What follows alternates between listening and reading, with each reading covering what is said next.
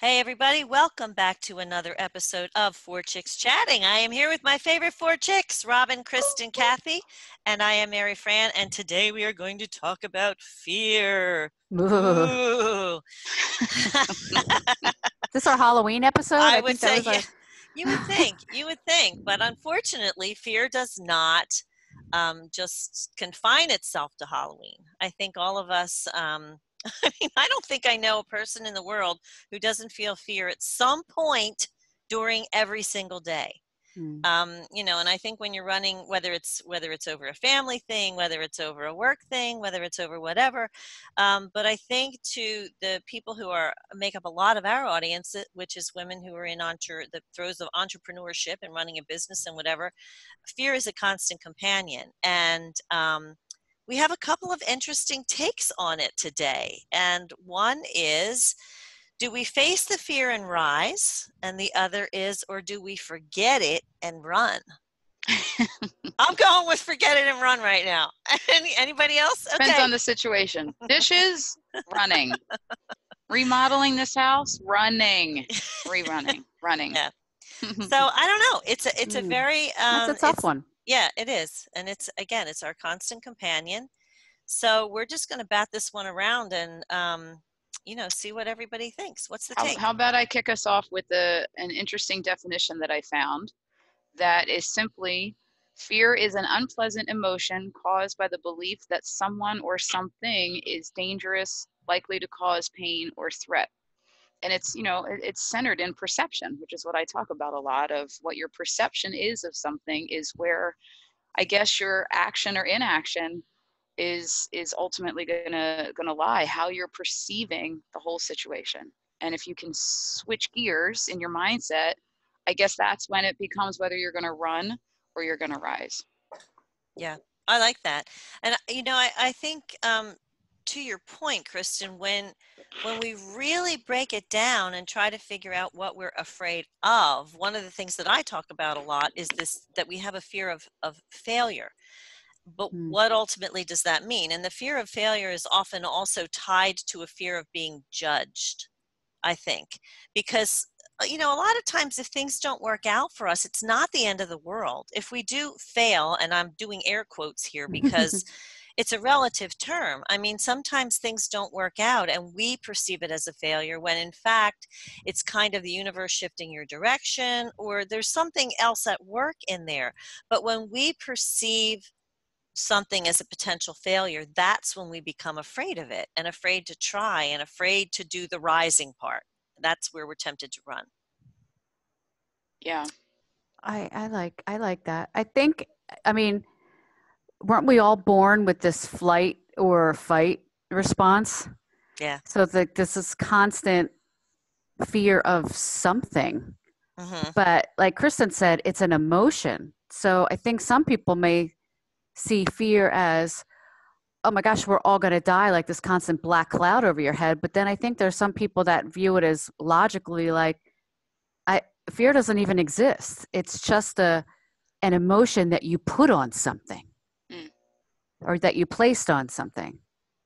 Yeah, So I would it's kind of agree. up to us to be whether we're fearful or not. Like something shouldn't cause us fear. We're allowing it to cause us fear.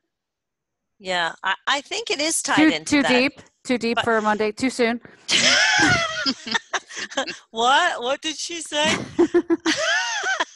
I mean, no, I think that you're absolutely right. I think it's everything is tied into that fight or flight, that intrinsic instinctive fight or flight response we have, which is exactly what this whole fear, face and rise, and fear, forget and run thing kind of plays into.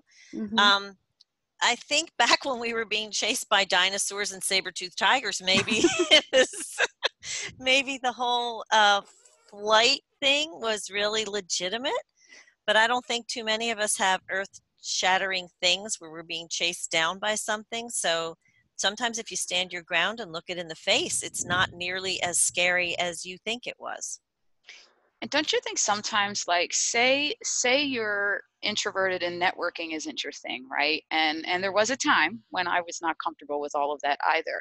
And you go Say to it ain't walk so. into you go to walk into like a conference of a lot of people where you have to make connections for things that you need to do, and that overwhelming and sometimes paralyzing fear of having to make small talk and you don't really know, and you're just fearful of all those conversations. And for me, at least, a bigger motivator was, but I have to grow this mission. So I have to just suck it up and figure out how to go at it and tackle that fear and get it done.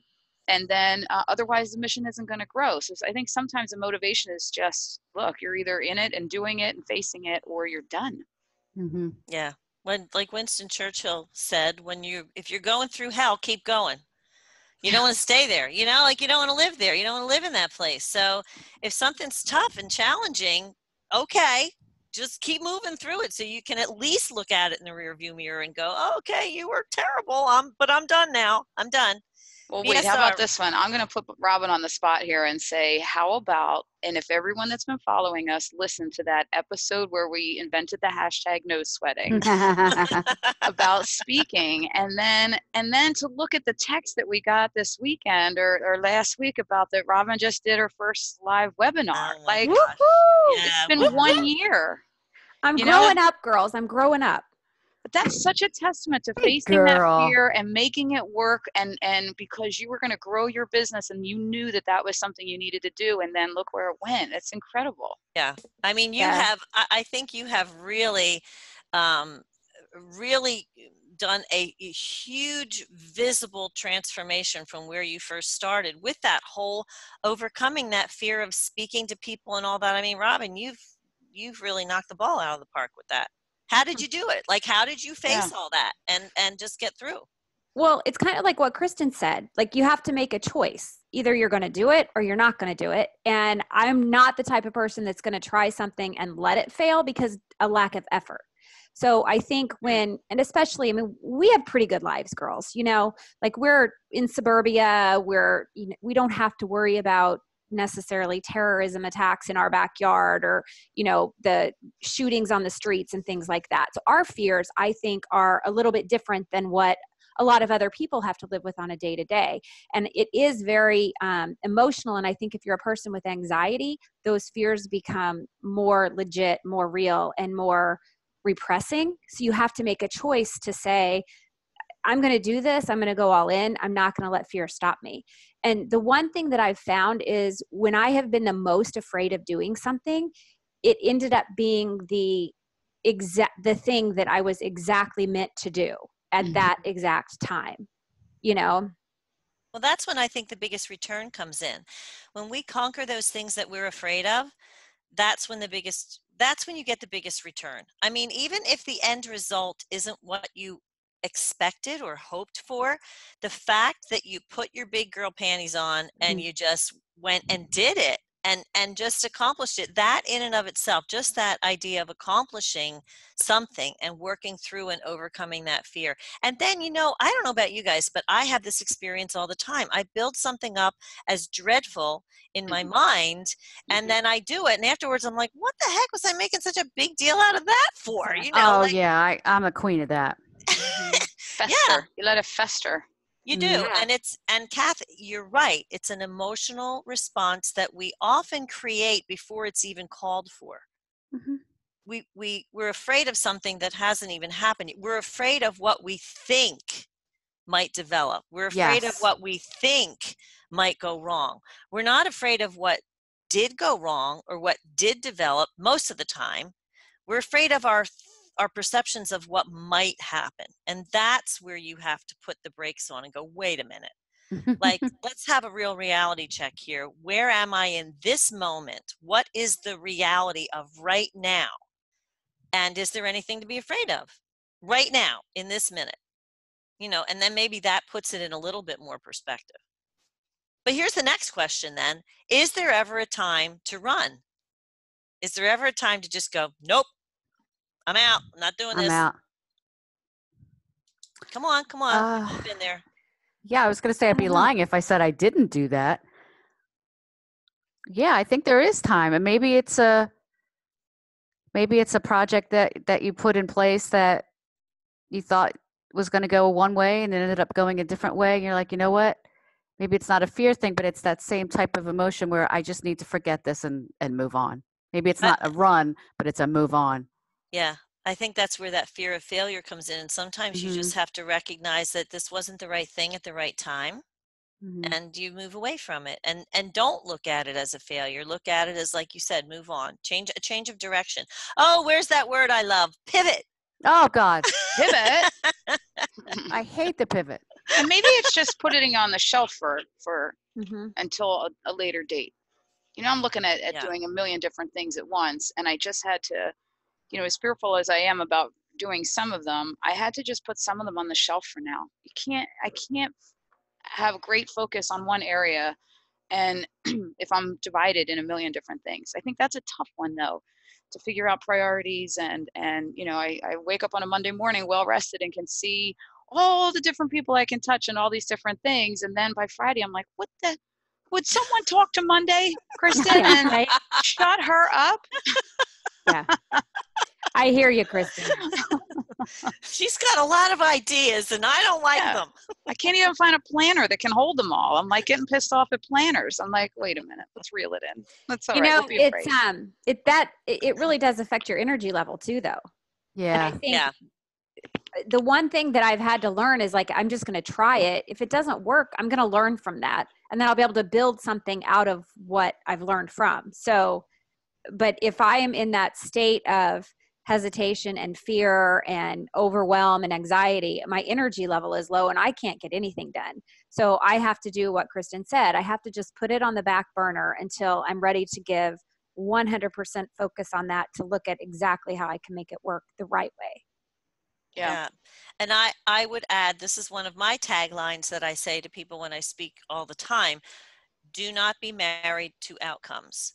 Because 99 times out of 100, something is not going to be the way you wanted it to be, regardless of if it mostly goes your way or not. So I think sometimes if we can be open to letting whatever it is evolve, at least to a degree, we take some of that fear of it not being right, whatever that means. We take some of that away, and it's easier to move through. It's easier to go forward if we can just go, all right, well, if it doesn't work out this way, then I'll adjust. Yeah, and I think that as we, you know, okay, so if we're going to go down the path of we're facing it and we're going to go for it and we're going to rise, right? For me, the first step in that is to get educated about it. Whatever I am most fearful of, when I get my head around it and get an understanding, I talk about this in the TED Talk about, I didn't know about blindness. That's why I was paralyzed when my kids were diagnosed. When I started getting educated about people that were succeeding without sight and the tools of that, all that, not all the fear dissipated, but a lot of it started to dissipate. Same with when I went to do that TED Talk. I needed to know more about what makes a good talk. What are the things that, so for me, the biggest piece is education, investigation, whatever you want to call it. Yeah, arm yourself with information. If you're going in for a fight, you need your armor, and your armor is your information. I like that. Yeah. And then in terms of the outcomes too, what you were saying, Mary Fran, about not being married to your outcomes, I think the biggest thing with us, with a lot of us with fear, is that judgment piece, right? That they're going to judge the outcome, not just us, but everybody else. And that's where I love, you know, Brene Brown uses it. Isn't it Teddy Roosevelt's quote about, I don't care about people that aren't in the ring. If you're not in there, then I don't want to hear your opinions of my work. If you are, and I really had to come about that mindset with the book, because I was never a writer. Sweet Jesus, I still am giving English teachers oxygen that taught me and found out that I wrote a book. They're like, what the? She never shut the hell up, but she wouldn't put a pen to paper, right? I was making videos way back in high school to not do papers. But anyway, I was so nervous about people were going to realize I'm not really a writer. But then I'm like, you know what? I did want to learn from authors. I did ask authors to take a look. I didn't want to hear from the people that never wrote a book, because they don't have anything to offer in terms of knowing the process and all that kind of thing. So that, along with those outcomes and fears of people's judgment, I would say stick with that quote about being in the ring. Yeah. You know, it's funny. Somebody came to mind when we were talking earlier about, and it brought it up again when we were talking about the whole armor thing. Amy Cuddy, she did a TEDx talk about power posing. Mhm. So, a lot of that, of what she talks about kind of putting on this Superman pose before you go out and speak to people, or that whole, this is kind of like you put your arms up in the air in triumph. That's a universal, it's a universal symbol for success. And I think little things like that can influence the way you feel, because again, we're talking about this whole thing being an emotion. We can influence the way we feel before we go into what we perceive to be a fearful situation by setting our brains up for having succeeded at it already. Mhm. And that whole visualization thing, and I know we've talked about this before, you visualize yourself crossing the finish line, and you visualize yourself having succeeded. And if you want to be a speaker, you visualize yourself in front of those people. If you have a certain product and you want to get over a certain goal line, whatever, you visualize yourself being there. And sometimes along the way, I think that also helps give rise to the possibilities of what you might need to attend to before you get there, like little possible problems or little whatevers. But I think there are little things you can do to tweak your mindset to set you on the path for that, overcoming the fear. Mindset. All right. All we about need to mindset. do a roundup. Let's hear a brilliance bomb. I would probably say, I go back to that whole. I'm just going to say, before we oversimplify this, there are some things that are really, really hard and are fearful, that cause fear that is quite justified. I mean, Kristen, when you found out you had 2 blind sons, when I found out my son was a heroin addict, I mean, those kinds of things are justifiably things to be afraid of. They are. And as much as we can say, well, a situation, I love it when people say, oh, a situation, it's not good or bad, it just is. Oh, shut up. Exactly. Yeah, right? Exactly. I mean, I want to. They obviously haven't had a door. situation or two. No. Exactly. So, I mean, don't give me that BS. And recognize, though, I think that there are situations that, how can I say this? It's okay to run from them, at least temporarily. I know for me, when I was in the midst of, and I know, Kathy, you said I'm going off on a tangent here, but I think it's a valid one, that when there are times when you feel the need to run, do it, even if it's temporarily, because sometimes that little run is just the respite that you need to recharge, to get back in the battle again. I know for me, when we were in the midst of our struggles with David and the heroin addiction and all that, sometimes I would just walk away from it, even for a few hours, just to get some semblance of normal and recharge my battery. And it wasn't amazing. I wasn't giving up on the fight. It was nothing like that. But don't always look at walking away or forgetting and running as a permanent state of affairs. Sometimes you need to walk away and run and recharge yourself to recharge for the battle. You need time out. You need time out. Otherwise, you can't go the distance. Exactly. Yeah. You need to take a water break. Whatever that water might be. Or a wine break.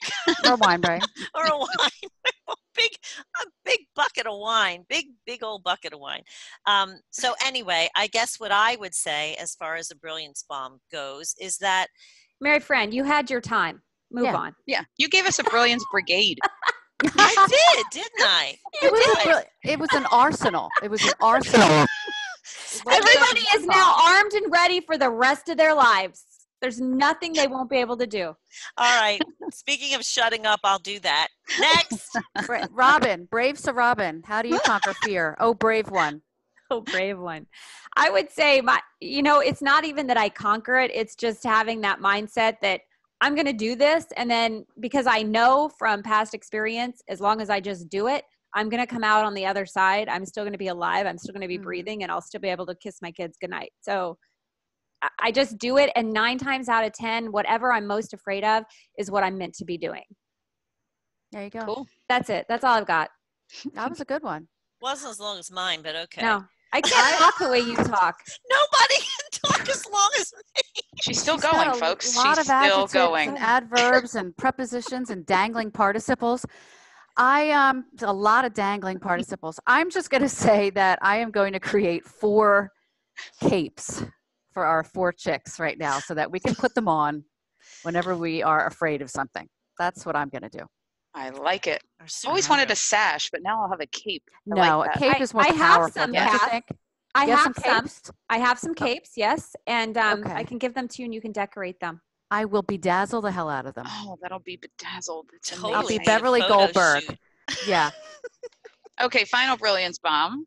I would say whatever you're fearful of, get educated on it, and then that'll start to dissipate your fears. And well, I lied. I have 2. And this is where the tribe comes in. Surround yourself with at least a couple of people in your tribe that you can work through it with. I mean, I just did it this weekend. I went to a friend of mine. I was so afraid of something one of my kids is getting into, or is going through, not getting into, he's going through. And she was like breaking it down for me. And then by the time I left her kitchen, I was fine, sort of.